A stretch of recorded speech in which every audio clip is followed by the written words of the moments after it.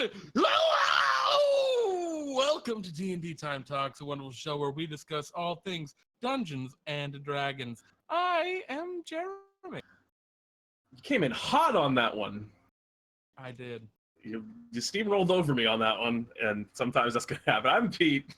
Oh, I was gonna ask. So, who are you? How you doing, Pete? I'm okay. Ready to talk about economics. Economy. The economics. Economy. The economics is a new album I'm coming out with. Maybe that sounds like an album. The economics. Now, Pete, this is a radical departure from our normal content when we're talking about Dungeons and Dragons. Yeah, but it's just the political state right now in America. The economy is just in such a rough spot, and we really wanted to just take some time and hash out our views on how the country and the world should be run. Yeah. So thank you all for coming to tune into that. Hello to you guys hanging out in chat. I see Manic Shiva, see the greener gray. I know there's many more lurking in the shadows. Blood de Dios, I see you hiding there. But yeah, realistically, let's be real. We're going to be talking about Dungeons & Dragons like we always do here. And we're going to be talking about economy and how really we're going to talk about it on like a world building scale rather than an individual scale. If you're interested in seeing how to like keep money relevant to characters, you can check out one of our old videos, Money and Treasure, or Rewards and Treasure, right? Yeah. Is that something like that? I think we called it that. Player Rewards might have been the name of it. I think we did a Player Rewards. In fact, it was episode number 13 of DnDTime Talks. You can check it out. Also, I think there's like another discrete just for money one. There might be, but it's on YouTube, so you can find it if you want it. But yeah, today we're going to be talking about it more in the kind of world-building, story-defining kind of nature, how it can impact your world and the NPCs and the quests that happen and the conflicts that the characters get embroiled in. Yeah. It's going to be exciting. I absolutely agree. So if you have questions or comments, please speak up in Twitch chat as we'll be monitoring it as we move through. And also, if you're interested, at the end of each stream, me and Jeremy do a segment called Ask Pete and Jeremy, where people ask us sometimes D&D related questions, sometimes personal related questions, all kinds of goofy stuff. And the place to submit those questions, if you're interested in it, is on our Discord, which is linked below. So make sure you go and check that out. In the chat. Oh, nice. So make sure that you go and check that out if you want to ask us a question for that segment. So Jeremy, take us into economics. Yeah, so we're going to be talking about economics. And economics is another way, and this is kind of an ongoing thing we've been doing lately, the last couple of talks, ways to make your world feel real. We talked about making magic feel real. We talked about making pantheons feel real. But this time we're going to take a dive into economics, how to make economics feel real in your fantasy setting, and thereby make your fantasy setting feel like a real place. Obviously, we're going to talk about. Oh, sorry. Go. Nothing. I was going to say, because this is going to be one of the core ways, and we've talked about this again in the past, but buying and selling stuff, that's one of the ways you just progress in D&D. It is a pretty inevitable part of the game, and I think a lot of the time, a lot of DMs miss opportunities in that to, like, tell stories and to build up interesting facts about your world just in like how an interaction at a shop goes and the way in which, you know, the prices of the items, the way in which negotiations go. There's so much in those very small details that can reveal more interesting things about your world to the observant player. And I think there's going to be also times where, you know, you have all of these ideas about like market values and what it means and how they kind of came to be, and then you charge your players a little bit too much for bread and they just buy it and don't notice, which will happen as well. But having that nuance and that ability to kind of you know, having a reason behind the things you do, if your players are interested and engage with it, will make your world feel a lot more alive and immersive. And this is a thing that has been a core to Dungeons & Dragons forever. Actually, since the very first edition, when there was no role play or very little role playing at all, gold and economy and spending money was so core to the game. That's how you leveled up, is you spent your gold. That's how your character progressed in levels. It wasn't through experience, it was by spending the gold they earned in dungeons. Obviously, we don't do that anymore because that's a little crazy, but maybe we should do that with Bartholomew. But anyway, it's just such a core obvious thing. Your characters go out, they adventure, they get loot, they level up, they go out adventuring some more. It's the core nuance, the core essence of Dungeons and Dragons. Pete and I talk about this every Friday. And spending that money, spending that gold, something that you're not going to have to force your players into. They're going to want to do it. So this is probably the most, besides maybe magic, the making magic feel magic is important too. But I feel like this is a very, very important aspect for sure. of world building for anyone. I 100% agree. It's also good for your players to understand. So let's excuse me, frog right there. Let's start talking about what often happens, like maybe the not so good. Actually, really quick, while we're here, though, I do just want to say thank you very much to the Face of Jericho for your subscription. With Twitch Prime, subscribed for 3 months, currently on a 1-month streak. We really appreciate it, Jericho. We really genuinely do. Like, seriously, it means a lot to us. Thank you. Yes. So yeah, anyway, you were saying what kind of tends to happen in games is what we're getting at there. Well, I think what often goes down is if you don't, as a GM, and I'm sure I'm not sure of, I know that I have been in this situation before where I haven't really thought about my economy. Yeah. And so players go into a shop and they want to buy something, and I'll just, I'll look the price up in the book and say, all right, yeah, the healing potion is 50 gold. The dagger is 1 gold piece. Or if they have a lot of money or not a lot of money, I might just kind of fudge and decide a price that I know is, maybe a little bit too much, but because I know they have money to kill, I just want to siphon money. Or if it's, it's a little bit lower than it should be because I want them to be able to buy it, so I'll just change the price. And a lot of GMs do that, just, they decide a cost for something on the fly and without really thinking about it, which is an okay way to play. I'm not like knocking that, and sometimes you just have to do that. But if you put more thought into it kind of in advance and kind of build out your economy, there's a lot you can start to do. Yeah, when you get players asking the question, why, that's where it starts to get interesting. And even if you've started your campaign with those exact, I just look it up in the book and that's the price, right? That's a great way to start, and you can go from there to make it more interesting. I know a lot of players, at least in games that I've run in the past, and I've seen many games where players try to do this, like to try and haggle too. And that's another interesting thing to think about when you're thinking about like the economy of your world, right? Is haggling a thing, at least for certain products? That's something to consider. And thinking about the broader kind of worldview, I know a lot of DMs will just let it happen, and sometimes I've seen some really ludicrous, like, I rolled a natural 20. Do I get half off my potion? And it's like, sure. Just why not? Yeah, but thinking about that a little bit more might give it a little more context, especially if it's a bigger ticket. Yes. And I like the point that Banik Shiva is making in chat here. Why is this loaf of bread a gold? I can see that glowing axe on your back. It's a gold.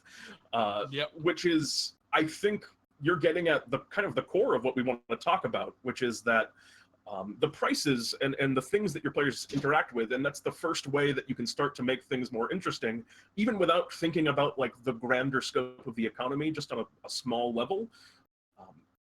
Thinking about how the situation that you're in and how the world would affect the price of the particular thing.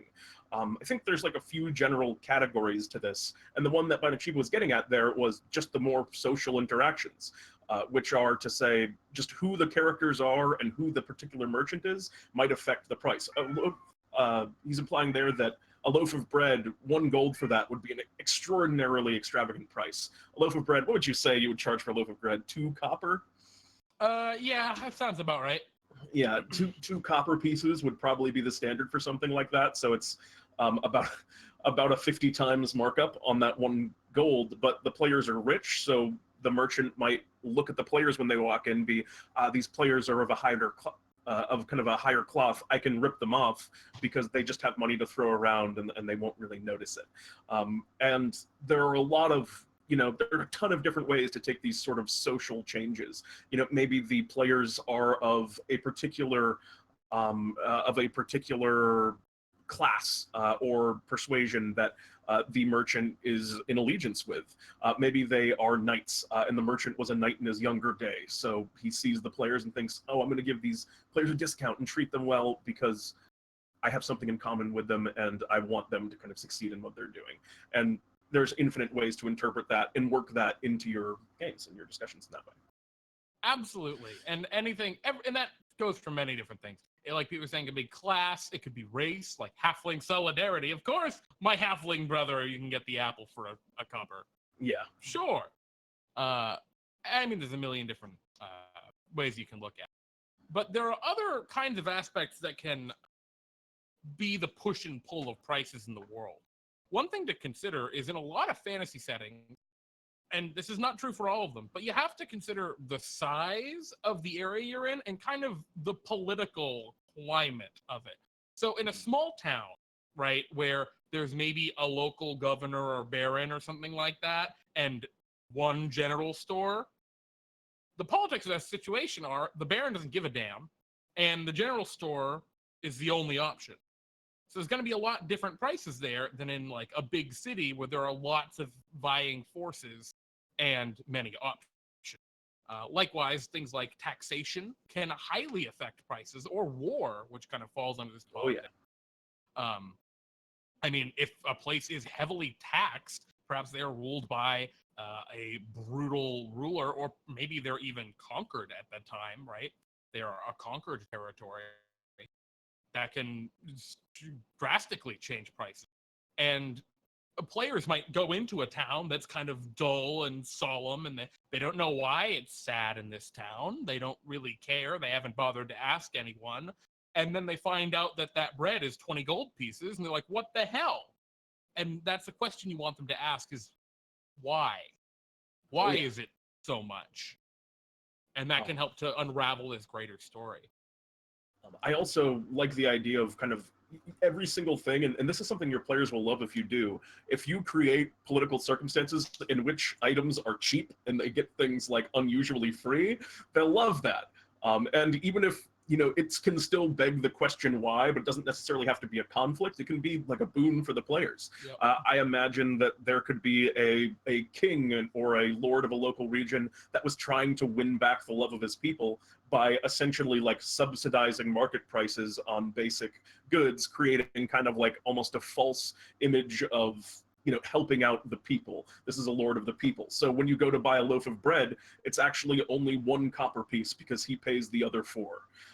And even though that's pittance to him and he charges them taxes in other places, it has the kind of the illusion of a deal, and the players will like stuff like, oh, wow, bread's only a copper here, or this whatever item, you know, whatever item that it is that they're interested in. Realistically, you can just healing potions are cheaper here.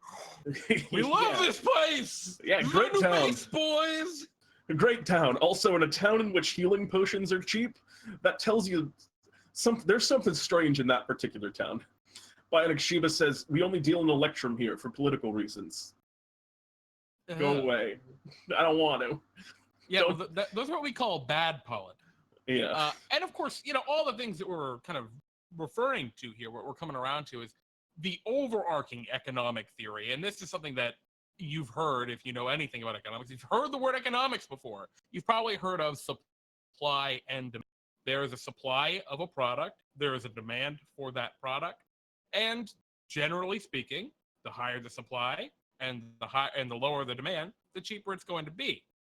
Mm-hmm. Conversely, you know, it goes the opposite way. If there's a low supply and a high demand, it's going to be more expensive. And thinking about the political circumstances behind that, I feel like that's why we didn't jump right into supply and demand, because I think the politics and all of that kind of inform the supply and demand. The region, even I imagine in a dwarven city, things like steel, you know, weapons and, you know, metalcraft and ale are significantly cheaper in a dwarven city as opposed to where you go to, you know, an elven village, and it might be a barter economy where it's very easy to get a bow, but you know, you want something made of kind of steel, then that's going to be very expensive there because they don't have access to the same kind of mines and things that the dwarves do. Yeah, and I mean, on more character terms, right?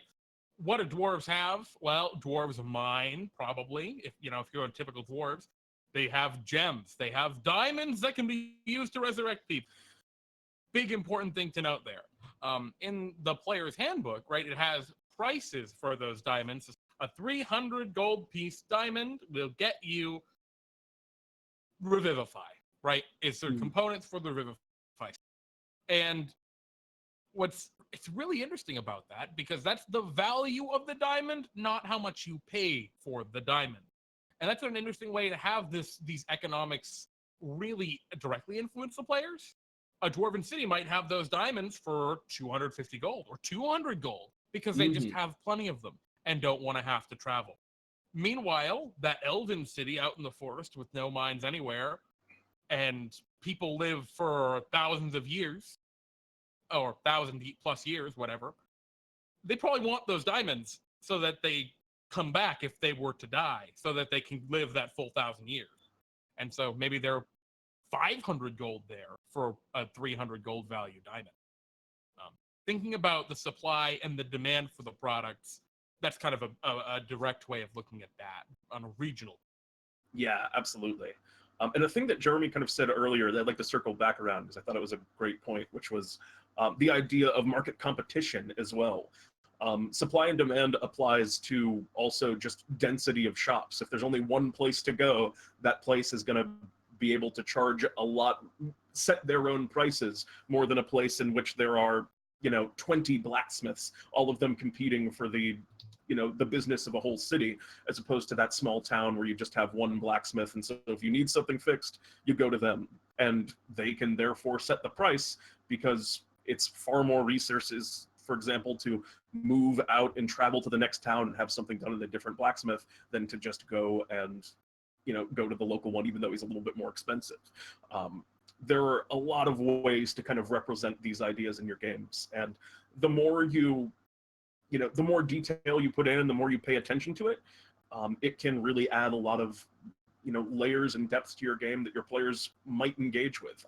Banachie was saying that he had a game where, their adventuring party just started a merchant company. So the DM had to put together, and Banachie said that poor DM had to work out a whole world economy so they could do their merchant dealings. I would disagree and say that DM was not a poor DM, but a lucky one that knew what their players wanted and could therefore just be like, all right, this is what people are interested in. We're going to build out the economy and make it really intricate. But let's hold the phone here, because I think Shiva made a really important point in mentioning that. And that is, there's a point where the disproportionality of it doesn't make sense. When one place is selling healing potions for 20, and another place is selling them for 75 gold, the change in price over that base 50 gold is super high. You know what I mean? Absolutely. And that's something that, for a specialty product, right, where the supply might be low and the demand is also low, it's lower, that can make sense. So for healing potions, you're not going to just be able to sit down and be like, all right, selling my potions here on the street, 75 gold, and sell them all. And so, with something like healing potions, that kind of works. But when it's something more baseline, like iron or something, or steel, right? If one place is selling steel for 3 times more than another place, or maybe a spice would be a better example because it's a little lighter, right? These are things to really think about a little bit more and consider, because that's how your players get derailed into being like, well, it's more profitable for us to be a merchant company than to play Dungeons and Dragons, than, to adventure. And, I'm not saying it's a bad thing. I'm just noting, make the differences noticeable enough that your players pick 40 gold for a health potion. That's a 20% discount. That's awesome. Yeah. But it's not enough that your players are going to drop everything and become potion merchants. Personally, in my own style, I love that kind of stuff. Well, and it's a time for everything. Yeah, indeed. But there are definitely to be times where, as a DM, you don't want to set too much of a precedent in that regard. And these are also mistakes. If you do overdo it and realize that you've created kind of an economy that shouldn't work and where the players can make a ridiculous profit, it's really easy as a DM to correct it because they've been buying these things for so cheap or selling them for so much money. The prices have reversed and they have reverted the economy back down to a normal state. So when you make a mistake like that, you can always basically correct it just by virtue of the players capitalizing on it. Yeah, the issue I have with it is the whole point of really wanting to engage in these is to make the game more realistic. Yeah. And so when your price discrepancies are too high, this is what I was getting around to. That's where it starts to not make sense. Yeah, it doesn't make sense that the basement, like the product, is the same amount as the basement, unless something really weird is going on. In which case, that might be a plot. That might be an interesting story hook. Could be a story. Yeah, exactly. Maybe this person is, they're selling their 300 gold piece diamonds for 50 gold a piece, and it's just, that's really weird. What are they doing? And maybe they're slaughtering unicorns and harvesting their diamond hearts or something weird, right? Like there might be a reason for it. Oh no. I don't know if unicorns have diamond hearts, but like it could be a plot hook. It could ask that prompt that question, why? So those other things to kind of. But we've just been going crazy. Oh yeah. Well, I mean, this is a really rich, I think a really rich topic, and I don't know about you. I don't understand. Like, I'm by no means an economics major. I did not study economics at any time. So these are all, I think, like a lot of, I think what we're talking about is just kind of common base knowledge, like, the concept of supply and demand. I don't think you need to know much about, actual economics to really reflect and make a lot of interesting choices and things in your games. Yeah, I completely agree. When you're talking about a fantasy setting, you don't have to know why one thing does another thing. You can just say one thing does another. It's a made-up fantasy. Exactly. The king is mean and he has high taxes, and so there is lots of smuggling. Great. I did that in a game recently. Everyone was like, "Yep, that makes sense." The king is super lax and doesn't pay any attention, so there's lots of smuggling. Yeah, I saw where you were going with that. That's pretty good. Both of those, totally. You can just decide that kind of, and it's up for the players to, to put these kind of little prompts, slightly cheaper items, right? Or maybe frightened merchants. Maybe they're frightened of the smugglers and they seem anxious. They will not haggle even a little bit because they have to sell for the exact prices that these smugglers are forcing them into doing. Having these kinds of things going on are like, that's how you draw the players in. Yeah. And then they can later find out, oh, it's because of the king that's causing this all. Because we can't literally kill every smuggler. Which they realize after they kill like probably 30 smugglers, and they're like, there are still more smugglers. That was one boat. It was King Gerund the Good the whole time. But I really overreacted there. I'm like, you okay? Yeah, I'm fine. All right. Well, let's take a little bit of a step back because we can talk about some of the more granular aspects of it. But let's talk about like economies on a larger scale, because I think actually in the use of the word scale there, I think that's a very important thing to think about.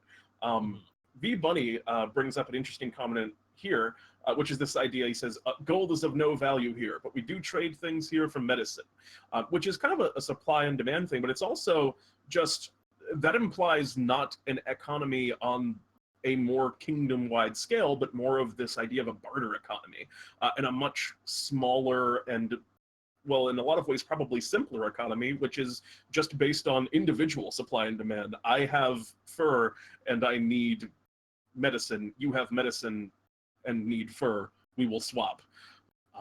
That is kind of the basis of, I think, how economics get started in most regions. And you have to think about, when you're building your world, you should decide, how intricate is my world's economy? Are there kingdoms and are there competing nations? Might you go into a city where your particular gold coins don't have value because they don't have the right symbols and carvings on it, and there are like different currencies between different regions?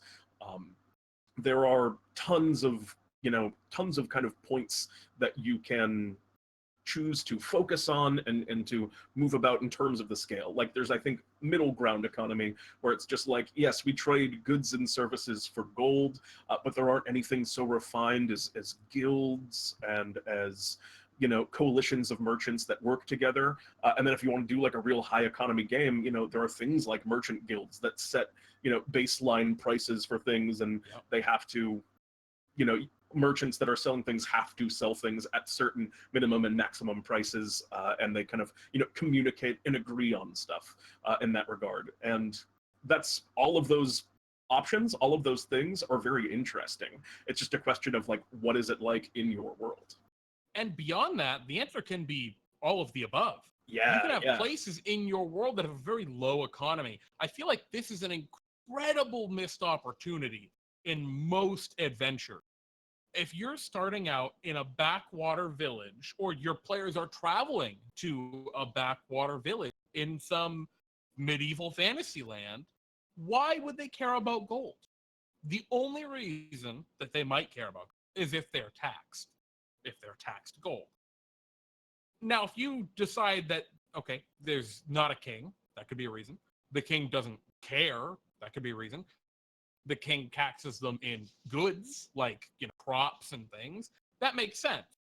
And in a world that a ton of trade, that makes a lot of sense. If you watched our campaign settings video, episode 64 of DnDTime Talks, we talked a lot about points of light, and a lot of those settings where there isn't a lot of civilization. And in those wilder areas, I think the economy of barter is great. Like characters coming into a town and talking to the people and going into the local tavern, right? And maybe the tavern keep will take some coin, maybe. Mm-hmm. But they need a place to stay, right? They need to stay the night. And the tavern keep says, oh yeah, go cut some firewood in the back, you'll stay the night. Oh, all right. And they do that, and they are talking to the barkeep, they're having some drinks, and he points out and mentions, or they see, right, the ancient kind of sword hanging up above the bar. And he tells them, oh yeah, it's the magic sword of Daringal the Brave. Oh. He killed the ogre with it. Right? And the player's like, oh shit, I want that sword. He says, well, I'll tell you what. If you can go do this thing for us, maybe I can give you the sword.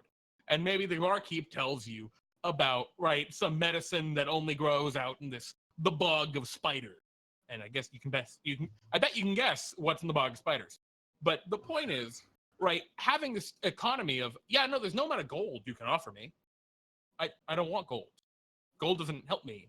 I am a barkeep in a town where all we do is trade. People trade me food to come drink at my bar, and I let the brewman drink it or hang out at my bar and sleep at my bar for his beer. It's, this trade economy, I think, really works out. And it can give these like funny little questions like, oh yeah, I need 68 wolf pelts. I say this as a joke, like an MMO, but if you give that like a reason in your world, that can kind of work. Maybe there's a reason there's a particular wolf pelt, or a particular wolf that just needs to be killed because it's killing livestock. These are great lower level, but even up to higher level. Maybe that wolf is a yeti at a higher level, or maybe that yeti is a hill giant, or maybe that hill giant is a remoraz, right? And you can just keep upping the scale as to what these things are. I felt like, because I was picturing one more step, and I was like, no, one more step, and that remoraz is a lich, and that's probably not the way to go. Yeah, the town's already dead in that case. Yeah. About half the time. But, or it's a trap, one or the other. Yeah. But anyway, just thinking about, how the economy, how that the scale of things can work is a really interesting way of keeping things hot. When a player at level 1 goes into the dungeon, like, oh, cool, we found 300 gold. It's a sick reward. But then they can't use it until they go to like a city to spend it. And then they go to the city and there's no adventure out here. I don't want to stay in the city. I want to go adventuring more. So they throw their gold in a bank or something and they go out adventuring. And when they come back to the town next time around, the bank has been robbed. Adventure, right? It's a cool way of tying things in and making it more exciting, I think. I agree. which is the whole reason you want it to. Yeah, that's one of the cores. I wanted to talk about something which I think I've spoken about Hail before, some water. so I won't spend too much time on it. But I think, Jeremy, you also know that I'm a huge fan of the small economy.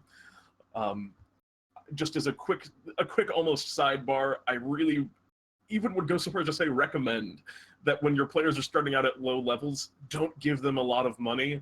So at the beginning of the game, when they're looking for items, they're looking for basic items still, because there's a point in the game that you reach very quickly where basic items are completely irrelevant, and you can just buy them because they have so much money. Like, oh, I need a couple daggers, I can just give them 4 gold out of my 20,000 platinum that I've picked up over the course of my adventure. At the beginning of the game, when that hasn't happened yet, I super duper recommend giving them very small amounts of gold, so those early purchases feel meaningful to the players. Absolutely. I absolutely agree with that. And then later on, when the characters think they have a lot of money, I really like, because we talked a lot about the scale, right? The social aspect. I like, they head to a city, they're engaging with some of the political elite there. And if you've read Xanathar's Guide to Everything, there are some really cool rules about carousing. You can spend X bajillion gold to carouse with nobles for a week. Well, rather than treating it as a downtime activity, you can just treat that like a normal, like you can role play that out if they're in the city for a reason to talk to like a specific archmage or a duchess or just an upper noble of some kind. Maybe that noble's like, oh, I guess we'll get in the Pegasus carriage down to the floating, the restaurant on top of that earth moat over there flying in the sky. And yes, I'll have the $70 champagne or 70 gold champagne. Right. And have the players just put in the situation where, like, yeah, you could say no and look like a loser, like not look as great as they're super nobly trying to imply. And then before they know it, they're like, holy shit, I spent like 600 gold just going out to drink with this fucking rich noble. And that does 2 things, because 1, it spends their money, awesome. 2, holy shit, these nobles are loaded. Which is moving us into a category that I actually would really like to focus on, which is how the economy is going to affect your society, as in, the stratification of, the social classes and things like that. Because you can have an economy where, things are mostly even. Like, I think in that low, small village barter economy, things are presumably going to be fairly even. It is presumed that, people work and have different skills, and those are treated equally because everyone needs all of those things equally. Which is, an idealistic way to look at it, but that's one way to run that. And I'm sure you can find different variations that work for your game. Go ahead. Say, before we jump onto the next part, I really like the alternate version of that, right? Where like most people are treated the same in there, but the one really high demand group, like let's say like the doctor at the town, right? That's a How classic often example. do you need the doctor? You probably, but when you need them, you need them. I like the idea that, like, in a town like that, maybe the townspeople really treat the local town cleric or doctor or something like shit. They hate him because they don't need him often, but when they do need him, they have to pay through the teeth because otherwise he can't live. I was picturing the opposite, which was that they shower the doctor with goods because they know he can't support himself otherwise. See, you can go it either way. Yeah, it's all entirely arbitrary, and everything works. Yeah, exactly. It's like we were talking about the smugglers and the king. It's like we're talking that line. It's all entirely arbitrary and everything works could be like on the tagline for Dungeons and Dragons. A very Stormlight Archive. I know it is Farful. I know it's very Stormlight Archive. I just really like that take on it. And I really like V-Bunny's comment earlier. Cheesecake is in the bog of spiders. That was the medicine they needed. It was cheesecake. The cake of the purest cheeses. It is the cure-all for the disease of the spider. Well, let's talk about the rich. Yeah, that's where we're going, right? Yeah, the rich is where we were headed before, and the rich are going to be rich. I think in any realistic economy, there are going to be individuals that benefit more from that economy. That is just, I think, the nature of the beast, supply and demand, push and pull. there are going to be people in an economy that have thrived within it. And in your world, think about how much those people have thrived. Like, what is the difference between the richer individuals in a region versus the poor ones? Are there, people that are, like the old trope would say, or the nobility, living in their lush palaces, eating cake and the delicious grapes while their people starve? Or is it something a little bit more balanced? There are those that are a little bit more wealthy. There's like a merchant class that has a little bit more money, but then there's more of a middle class that is kind of well-rounded, and there's workers and farmers and things like that. That make livings, albeit not quite as luxurious as some of the greater ones, or are people on more of an even scale. Not every world needs to have social classes, but you can tell a lot of interesting stories if you choose to, put class systems into your areas and campaigns. And these are, like we were talking about with just like the scale of your economy, and to use a lot of different options in different places, things can be very different in your world. Yeah, I really like to look at it on the kind of 4 levels, which is the impoverished, which are, they're the peasants, they're the low-level workers. Maybe they work in factories if your setting has that, or workhouses, or they're the low-level group. And then I like to think of like the worker class, basically the merchants, right? Skilled workers would fit under that, all fit under that bracket. I like what I call the noble class, which is really like the upper middle class, which is, yeah, they got a cushy, like pretty easy job. Maybe they're like a mage or something, or a powerful, or maybe not a middling cleric, and Mm-hmm. they're like the nobles, or maybe like low noble houses. And I like the discrepancy between them and the real nobles. Yeah. Like the money. Your And kings, your yeah, bankers, kings and and bankers, basically. I like to make a huge jump there. I think like the jump between the super poor and the middle should be pretty big, just to demonstrate, like, because you're in a medieval fantasy land, generally speaking. If you're in a more egalitarian society, uh, maybe you can play it a different way. But I feel like most medieval fantasy settings are medieval Europe, right? And I think Yeah. that the jump between that should be huge, and the jump between the nobles and the real nobles should be gargantuan.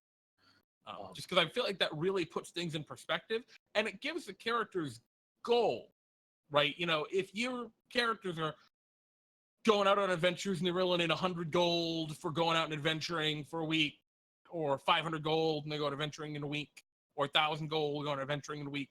And then you have those upper nobles that are like, yeah, we make 10,000 gold passively from our bullshit because we're so rich, right? That's the one where it's like, all right, the players, that's an aspiration. It gives them some way to move up on that scale, that economic level.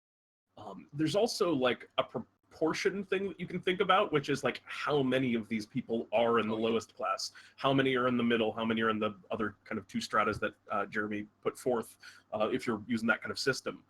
Because like there are a lot of implications. For example, if there is a very, very large kind of bottom rung of the ladder, that's probably going to mean things like high crime rate. If there's people that are very poor and, bread's expensive, like we were talking about, there are going to be more people that want to steal a loaf of bread to save their family. And in that regard, like, you're going to have a much different just tone of the region that you're in, depending on how much poverty there is. But Akshita says, eat the rich. Well, it's also cool because that part of our enriching the world by thinking about the economy, which is the main goal here, right? You're putting moral impetus on what a player might just use. Oh, they're bandits. Well, yeah, they're bandits targeting caravans from the upper middle class. Yep. That's a lot different. And that's an interesting thing to consider here when your players go out and they're like, want to we'll just kill the bandits. They're evil. They're bandits.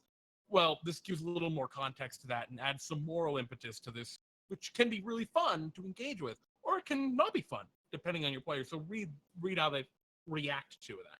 I'd also like to point out something Jeremy did there, which I thought was interesting, which was immediately told me a story just that he had put together in his mind, which was, he said the bandits target the upper middle class.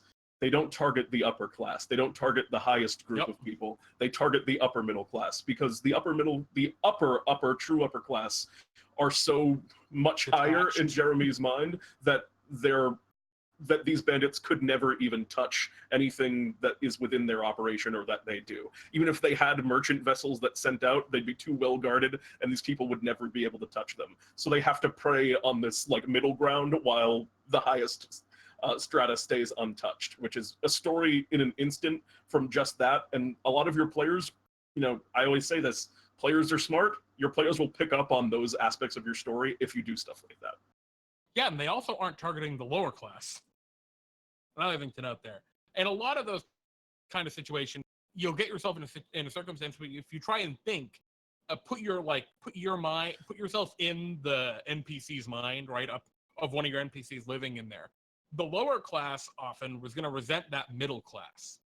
Not for any other reason that they're where I should be, is the thought process. I should be there. And the middle class is going to resent the lower class because they're trying to take me down. And then the upper class is just like, ha, ha, ha, ha, ha. The upper class is going to resent the lowest class because they're thinking, why are you making me look so bad? You can choose. This made me think about something for the upper class, by the way. I think a lot of games and a lot of settings have the issue, and I think this is actually super prominent in Waterdeep Dragon Heist, of the faultless upper class. For example, Mert, the moneylender in Waterdeep Dragon Heist. He's a character that has showed up a couple times. Pete, your character, obviously familiar with him. He's generally regarded as a good character who is a part of the Harpers, or a society for doing good in the world, and blah, blah, blah. And the question is, how did Mert make his money? The answer in his case is adventuring. And maybe there's something to be said there. But a lot of upper nobles, even if they're painted as good characters, well, why? Where did their money come from? Even if they're not doing anything bad now, okay, 2 decades back or 2 generations back, what was their family? How do they make that money to begin with? How do they become that upper class? And I feel like there's always a darkness to that. There's never a faultless run. Even in the case where it's like, oh yeah, we're adventurers, we went out adventuring. All right, so you went grave robbing? Is that what happened? You robbed the grave of some ancient whatever? I think these are all things to kind of consider here. And, adventures, it's through blood. It's by killing. Whether it's killing monsters, goblins are sentient creatures. They can talk, they can communicate. They're just off in the forest living their own little life, and you charge in and kill them. And most players don't really think about that as a bad thing. But I don't know. I think that that's something to think about, to keep in mind when you're using NPCs that are of that upper class, or either super high rank or even the upper middle. How did they get to where they got? Did they do it? Did their ancestors do it? How do they feel about all that stuff? Because it's all super important context. I agree completely. Even if the character is not aware of it, I imagine you can use a lot of ideas that are inherent to our world, which, for example, inheritance, which would be, you might have a clueless noble who thinks he's just good and gets a ton of money and lives a nut life and is, just very happy having money that his parents got through ill-gotten gains, but now kind of lives that luxurious life and doesn't think of his money as inherently evil, because why would he? It's just his money. He just has it. And that character isn't necessarily evil, but there's a nuance there that I think is interesting and that players would want to interact with. Yeah, just things to consider. And we're getting close to time, but there's a couple other things that I was hoping to talk about, at least, which was, one, when you're thinking about your world economy, you want to think about not just like how it is, but how it can be, if that makes sense. The infrastructure of your economy. You have your Rome, or whatever, your Waterdeep, or your kind of city on the hill that is the beacon of civilization in your world. how can that exist, and what are the things that supports that? In this region, like, is there really rich farmland around that city that is able to feed a population and density of that size? Did that city establish because of merchants that existed there early on? What natural resources have allowed the economy in a given region to flourish? Yeah, and that can lead, of course, to more story beats. Rich farmland, well, what else likes rich farmland? Well, probably creatures that eat creatures that eat rich crops, and then the creatures that eat those creatures. So that's where you get the dragons coming down and raiding the town or the village, because there are lots of cows and they eat cows. Just things to continue to think about. And beyond that, like, how does it support trade? So, like, if you have that big city, is it by the ocean? Do they trade via the ocean? Is it overland travel? And if so, is it safe enough for, like, overland travel? Is it close enough to the nearest settlement? Is it like higher fantasy with magic and teleportation? How expensive must that be? Keeping all these things in mind are The economy of magic is one that's really fun to think about, because there is no real world parallels for it, so you can just decide, and, like, based on how much magic is, that's like a fun one to play around with a little bit, I think. I totally. And as another point, as an example of a city I once ran that I thought had an interesting, like, economic background, which was a city that was largely in ruins and thrived on tourism, because it was like a great city that, because it was great, the people in it grew kind of lazy, and a lot of people began pursuing the arts. So the city crumbled because they didn't have more basic necessities like food and stuff like that. And so it's just a city with terrible infrastructure, cracked roads and stuff, but a ton of really talented artists that people come and pay money to just witness playing and existing in the streets, which that's kind of a social history, and people can wrap onto and kind of get an idea of the picture of, like, the history of this world by the way this city functions and thrives. And of course, you can think about that in a million different ways. Amen. Always. You can always you can find ways to reflect real world concepts, capitalism, socialism, communism, all sorts of different economic theories in your settings. I once ran a city where it was ruled effectively by and there's a lot more to this city than just this, but it was effectively ruled by a powerful necromancer. And that necromancer has had just undead servants that did all of the upkeep for the town. They did all of the mundane textiles, they did all of the construction, all of the la la la la la. And so the people just got to do what they wanted. And that made for a very interesting and different setting than, for example, a large traditional capitalist where everyone is competing against each other and you have, servants and slaves or what have you. It's sort of a zombie socialism. It's more like yeah, I guess. But yeah, it's interesting. You can think about it in a lot of different ways. Agreed. And with that, I don't know. I feel like we got a little bit of time left, but I feel like we've covered a good amount of stuff. I agree. I mean, there's a point in all of these where we kind of start to hit that. All right, we've given this enough. There's no reason to just keep on babbling. Skin roll-ups is a form of currency. So Go Here asks, please, God, no. Oh, you got to be really hungry to eat skin roll-ups. Or Crixus, Light of the Dawn, or right hand of the crowd. Yep.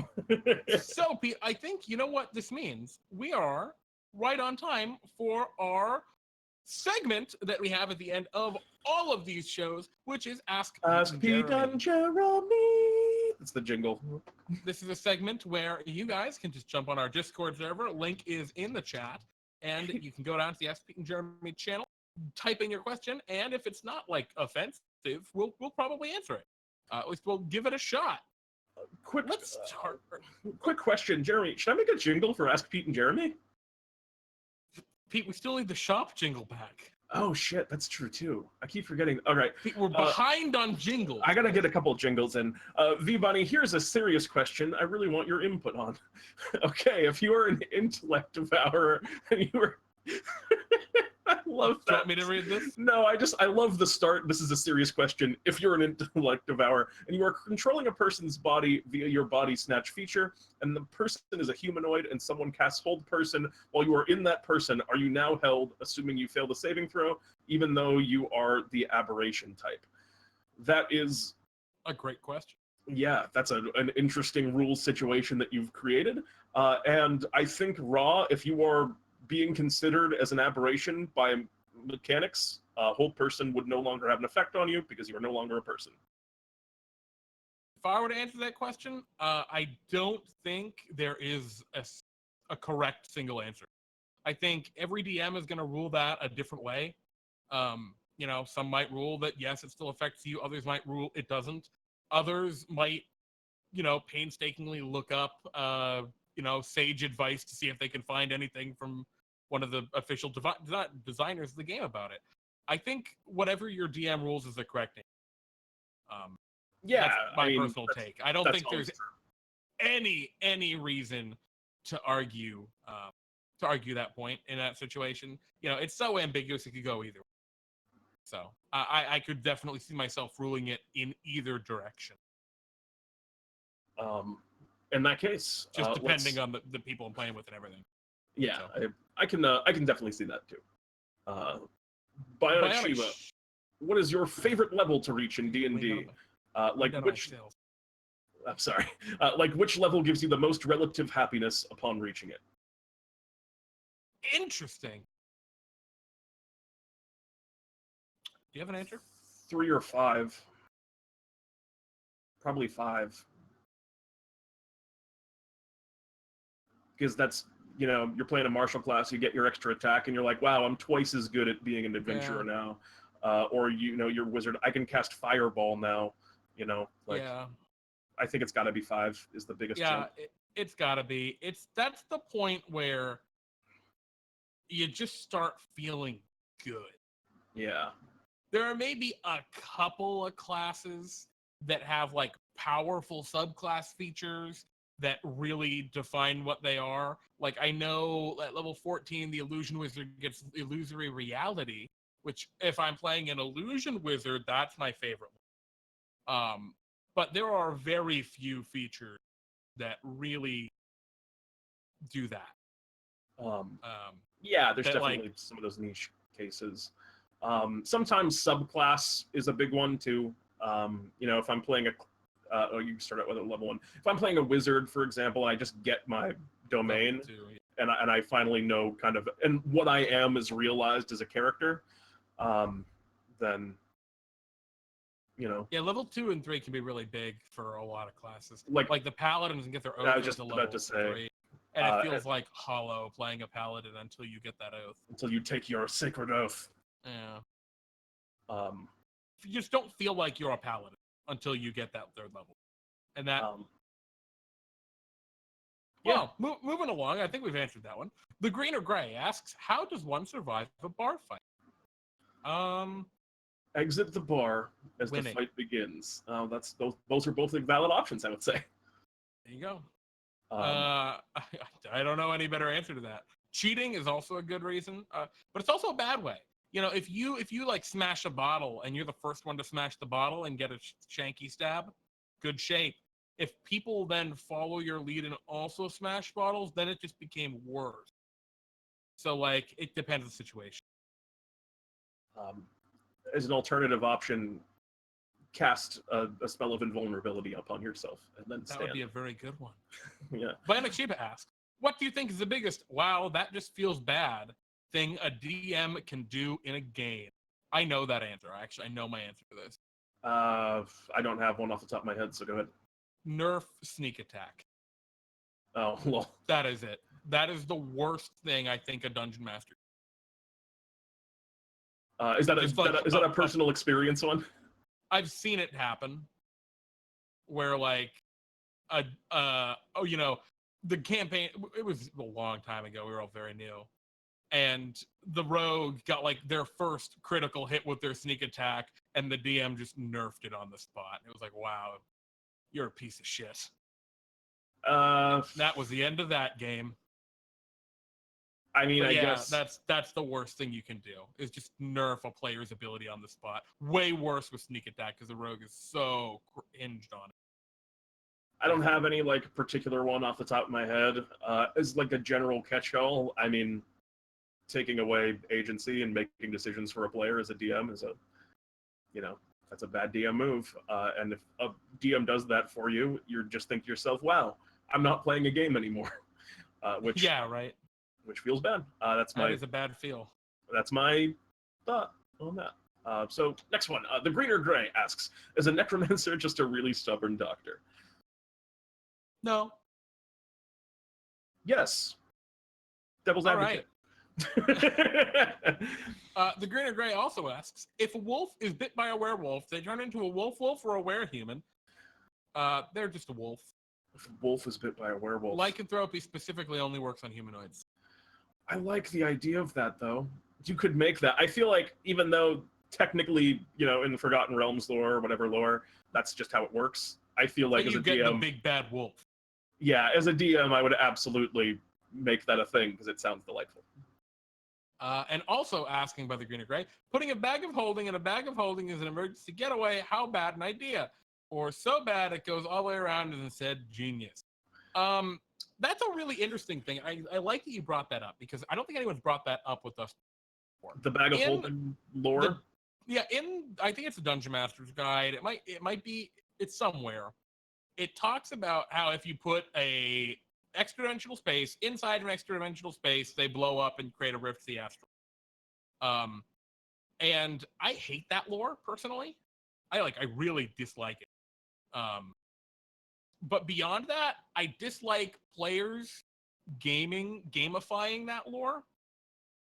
If you know what I mean? Like the barbarian being like, aha! Right? It's like, you're a barbarian. You don't know that. You wouldn't know that even if it was a thing in my setting. I don't know. I hate that. I like it in the I agree with the thing about gaming it.